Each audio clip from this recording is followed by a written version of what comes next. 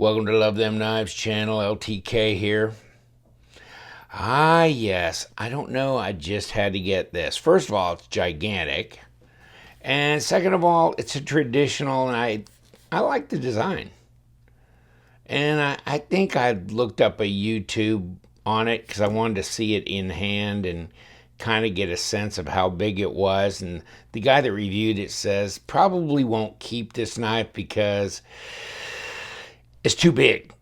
And then I go, oh, I think I got to have it now. I think I've got to have it. So I went and found one and bought it. I've had it for months, and I sent it to Kurt and had it poked. And let this, come on, man. This will be in the background just rolling around, you know. What the hell? Okay, stop it.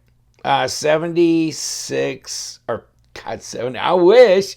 57.6 on that one poke there. So that's what we did. Of course, you got nickel silver on the bolsters, and this is bone. It's yellow bone. It's the GEC number 976119.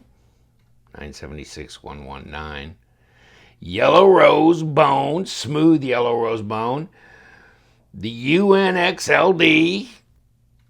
Allegheny smooth yellow rose bone. So there you go.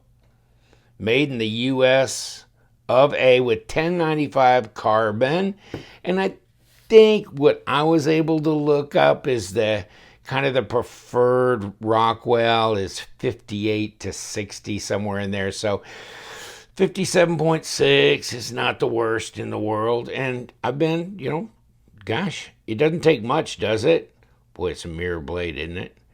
But yeah, it doesn't take much to start getting, you could flitz it up, I guess. But yeah, I've had it for some months, and it's nice. It's big. It's 8.5 inches overall. And of course, ta-da, it's a slip joint.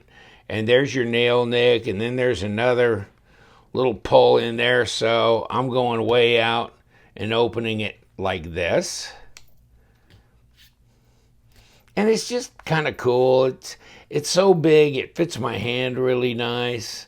Yeah, the blade's real shiny, so it makes it where you have to wipe it down all the time. I keep the prints off of it, but see where I'm going with this? It's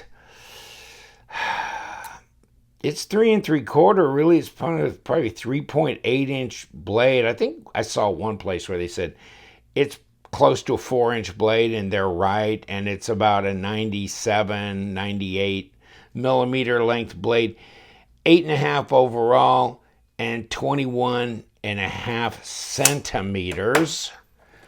And let's see how fat the handle is. 0.54, nothing huge, like 13.7, 13. Do I hear 13.5? 0.53. And blade stock, 3 millimeter. I don't know. I thought it was just really cool. There you go. And it comes in this waxy, all folded up in this waxy type paper in this tube. But, if you're going to go, and there's another, I think the Oregon Trapper is another one that I thought I'd really like, but they're gone, and you'd have to buy it on the secondary market. So one of these days, maybe I'll do that and sell this on. It's got, brass liners on here as well. So nickel silver bolsters, brass liners, full brass liners, 1095 steel blade. It's nice. It's a two-handed knife. How heavy is it? Well, I'll tell you that here in a minute. I used to buy case knives and carry them, and even the folding buck knives. And of course, my grandfather had that kind of stuff too. Probably things like charade and buck and things like that. So 5 ounces, 141, about 142 grams. So it's not a lightweight. Not a lightweight. Let's see if it'll cut anything just for the shits and giggles. I don't remember doing much. It's been a while if I have. Okay. I mean, the paper's not jumping off, is it? But it's not bad. Not that that couldn't be remedied real easy. Just add a little bit of stropping to it or whatever. But yeah, I mean, it's relatively sharp out of the tube. Blade shape is attractive. Overall shape is kind of cool, I think. Fit and finish on these knives are nice, and I just haven't done much with traditionals, but I think it's nice to throw one on the channel. Not everything needs to be, first of all, titanium. Forget about that. And frame lock. No, it doesn't need to be frame lock either. So it's nice, slip joint, lock back, axis lock, friction folders. They all got their charm to them. So, yeah. Take a look at it. It's nicely, contoured. It's comfortable in the hand. It's smooth. Seems to be well made. This was some kind of a traditional PocketKnives.com had this.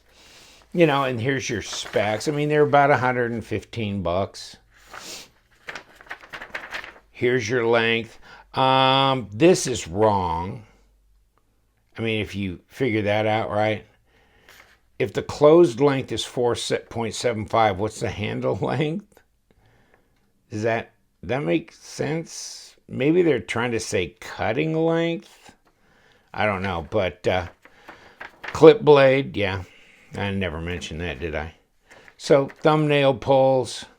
Pull strength, 5 out of 10. There you go. And that's something I don't do on this channel. So, yes, half stops, if you didn't notice, and brass pins, brass liner kind of stuff.